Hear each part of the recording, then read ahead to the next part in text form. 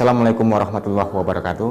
Salam sejahtera buat kita semua, mudah-mudahan dalam keadaan sehat walafiat selalu. Ketemu lagi kita dalam pembelajaran pendidikan keluarga negaraan. Pada hari ini kita akan belajar tentang pengertian dan asas-asas keluarga negaraan. Adapun pengertian daripada warga negara berdasarkan Kamus Besar Bahasa Indonesia adalah penduduk sebuah negara atau bangsa yang berdasarkan keturunan, tempat kelahiran, dan sebagainya mempunyai kewajiban dan hak penuh sebagai seorang warga negara dari negara itu sendiri. Dalam Undang-Undang Nomor 12 Tahun 2006 tentang Kewarganegaraan Republik Indonesia, Pasal 1 Angka 1, pengertian warga negara adalah warga suatu negara yang ditetapkan berdasarkan peraturan perundang-undangan. Adapun pengertian kewarganegaraan dapat dibedakan dalam dua pengertian secara yuridis dan sosiologis.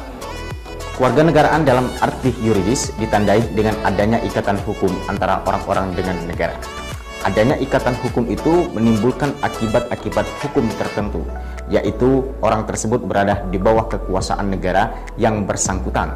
Tanda dari adanya ikatan hukum tersebut antara lain akta kelahiran, surat pernyataan, dan bukti kewarganegaraan. Kewarganegaraan dalam arti sosiologis tidak ditandai dengan ikatan hukum, akan tetapi ditandai dengan ikatan emosional, seperti ikatan perasaan, ikatan keturunan, ikatan nasib, ikatan sejarah, dan ikatan tanah air. Dengan kata lain, ikatan ini lahir dari penghayatan warga negara yang bersangkutan. Kemudian, asas kewarganegaraan. Pengertian daripada asas kewarganegaraan adalah dasar hukum bagi kewarganegaraan untuk penduduk sebuah negara.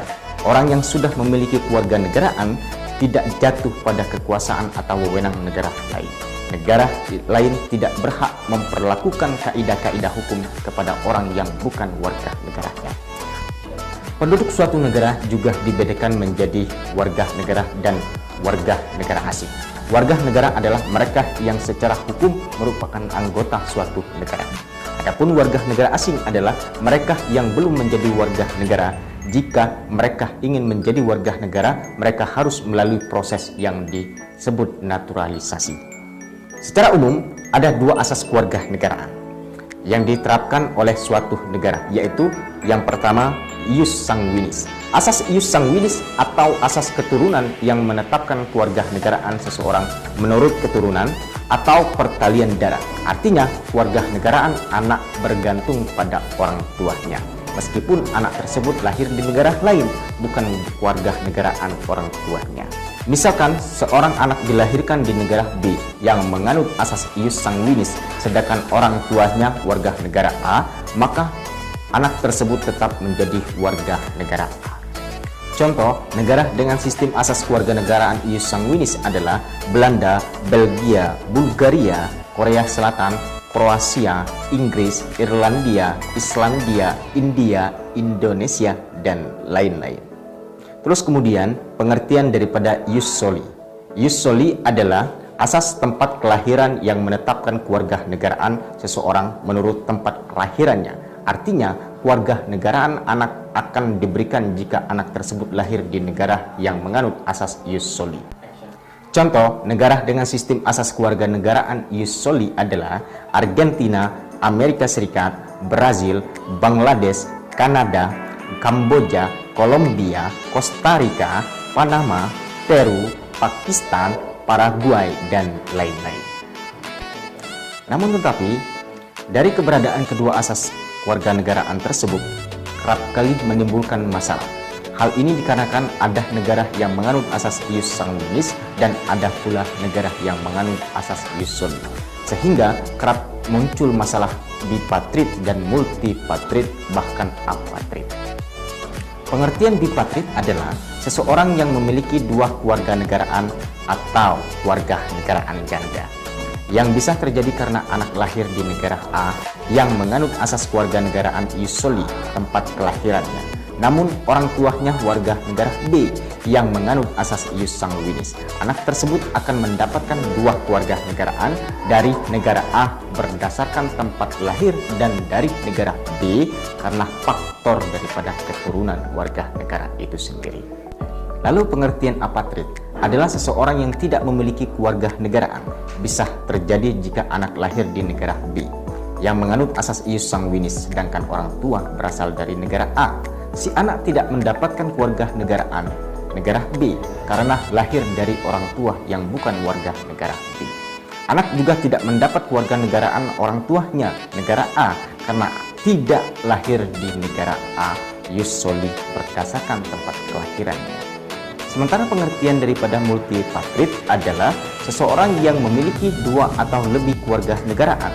Hal ini bisa terjadi jika bipatrid menerima juga pemberian status keluarga negaraan lain ketika dia telah dewasa, namun tidak melepaskan status keluarga negaraan yang lama. Dapat kita simpulkan, pengertian warga negara Indonesia atau yang biasanya disebut sebagai WNI adalah orang-orang yang menempati wilayah negara Indonesia ataupun tidak menempati wilayah Indonesia, namun masih memiliki pengakuan yang resmi dari pihak yang berwenang, yaitu pemerintah Indonesia sebagai penduduk atas negara Indonesia. Orang-orang yang berada atau bekerja di luar negeri seperti mahasiswa yang kuliah di luar negeri atau tenaga kerja Indonesia disebut dengan TKI di luar negeri masih memiliki status warga negara Indonesia. Hal tersebut dapat terjadi asalkan orang-orang yang berada di luar negeri tersebut masih memiliki pengakuan resmi dari negara Indonesia. Lalu bagaimana dengan asas kewarganegaraan? Apa yang dianut oleh negara Indonesia dalam Undang-Undang Nomor 12 Tahun 2006 tentang Kewarganegaraan Republik Indonesia dijelaskan bahwa Indonesia di dalam penentuan kewarganegaraan menganut asas-asas sebagai berikut. Yang pertama ialah asas ius sanguinis, terus kemudian yang kedua asas ius soli secara terbatas, terus kemudian yang ketiga asas kewarganegaraan tunggal.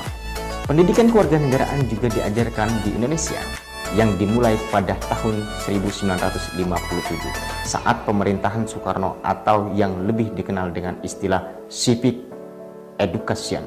Penerapan civic sebagai pelajaran di sekolah-sekolah dimulai pada tahun 1961 dan kemudian berganti nama menjadi pendidikan kewarganegaraan pada tahun 1968. Demikianlah kegiatan pembelajaran kita pada kesempatan kali ini, materi tentang asas kewarganegaraan dan pengertian daripada kewarganegaraan itu sendiri. Mudah-mudahan bermanfaat bagi peserta didik khususnya SMK Negeri 1 Kluang. Terima kasih. Wassalamualaikum warahmatullahi wabarakatuh. Wassalamualaikum.